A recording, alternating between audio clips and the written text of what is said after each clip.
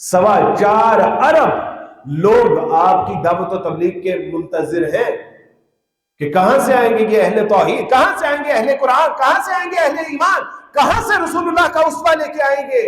کون بتائے گا کہ what is the right and what is the wrong؟ کون بتائے گا کہ عزت کیا ہوتی ہے؟ کون بتائے گا حیا کیا ہوتی ہے؟ کون بتائے گا ایمان کیا ہوتا ہے؟ کہاں سے آئیں گے یہ مسلمان؟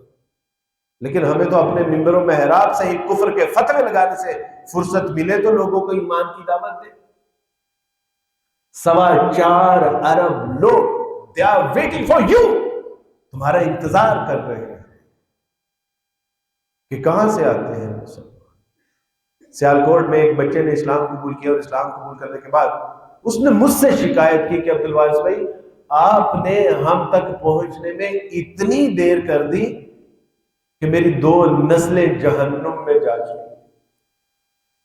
میں نے کہا کہ بیٹا جو شکایت آپ کو مجھ سے ہے، مجھے بھی اپنے مسلمان بہن بھائیوں سے یہی شکایت ہے۔